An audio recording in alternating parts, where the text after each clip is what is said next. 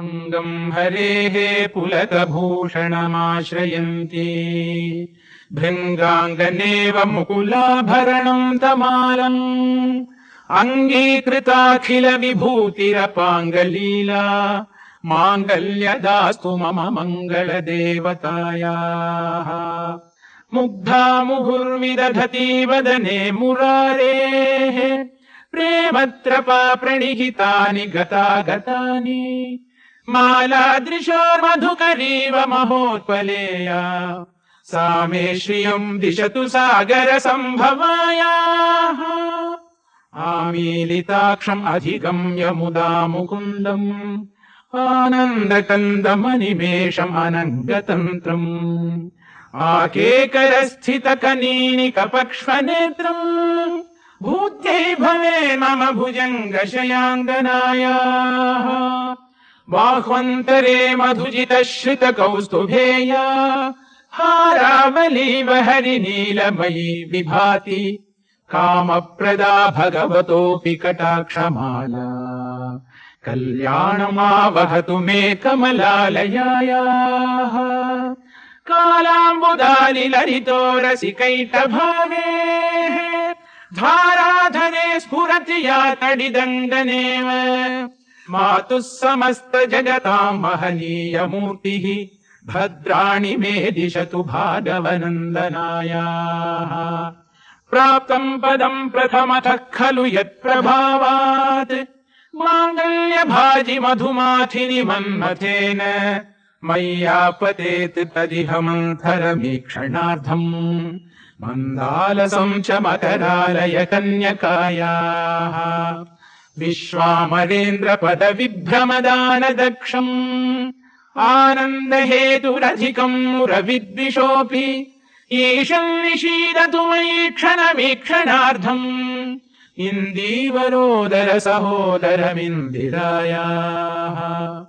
इष्टाविशिष्टमतयोऽपि ययादयाद्रदृष्ट्या त्रिविष्टपपदम् सुलभम् लभन्ते दृष्टिः प्रहृष्टकमलोदर दीप्तिरिष्टाम् पुष्टिम् कृषिष्ट मम पुष्करविष्टरायाः दद्याद्दयानुपवनो द्रविणाम्बुधाराम् अस्मिन्न किञ्चन विहङ्गशिशौ विषण्णे दद्याद्दयानुपवनो द्रविणाम्बुधाराम् अस्मिन्न किञ्चन विहङ्गशिशौ विषण्ये दुष्कर्म घर्ममपनीय चिराय दूरम् नारायण प्रणयिनी नयनाम्बुवाहः गीर्देवदेति गरुडध्वज सुन्दरीति शाकम्भरीति शशिशेखरवल्लभेति सृष्टिस्थितिप्रलयकेलिषु संस्थितायै तस्यै नमस्त्रिभुवनैकगुरोस्तरुण्यै श्रुत्यै नमोऽस्तु शुभकर्मफलप्रसूत्यै तत्यै नमोऽस्तु रमणीय गुणार्णवायै शक्त्यै नमोऽस्तु शतपत्रनिकेतनायै पुष्ट्यै नमोऽस्तु पुरुषोत्तमवल्लभायै नमोऽस्तु नालीकनिवाननायै नमोऽस्तु दुग्धोदधिजन्मभूम्यै नमोऽस्तु सोमामृतसोदरायै नमोऽस्तु नारायणवल्लभायै नमोऽस्तु हेमाम्बुजपीठिकायै नमोऽस्तु भूमण्डलनायिकायै नमोऽस्तु देवादिदयापरायै नमोऽस्तु शार्ङ्गायुधवल्लभायै नमोऽस्तु देवी भृगुनन्दनायै नमोऽस्तु विष्णोरुरसिस्थितायै नमोऽस्तु लक्ष्मी कमलालयायै नमोऽस्तु दामोदरवल्लभायै नमोऽस्तु कान्त्यै कमलेक्षणायै नमोऽस्तु बुद्धि भुवन प्रसूत्यै नमोऽस्तु देवादिभिरर्चितायै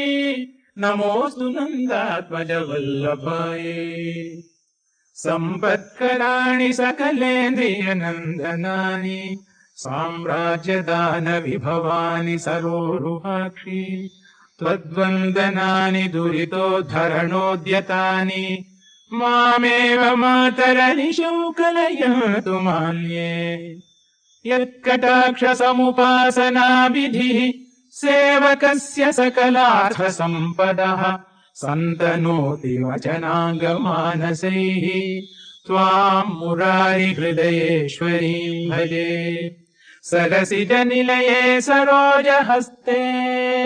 धवलतमाम् शुकगन्धमाल्यशोभे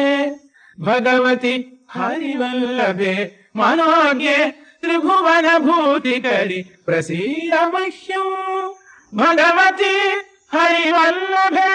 मनोज्ञे त्रिभुवनभूतिकरि प्रसीद मह्यम् दिग्हस्तिभिः कनककुम्भमुखावसृष्टस्वर्वाहिनी विमलचारुजलप्लुताङ्गीम् प्रातर्नमामि जगताम् जननीम् अशेषयोगाधिनाथ गृहिणीम् अमृताब्धिपुत्रीम् कमले कमलाक्षवल्लभे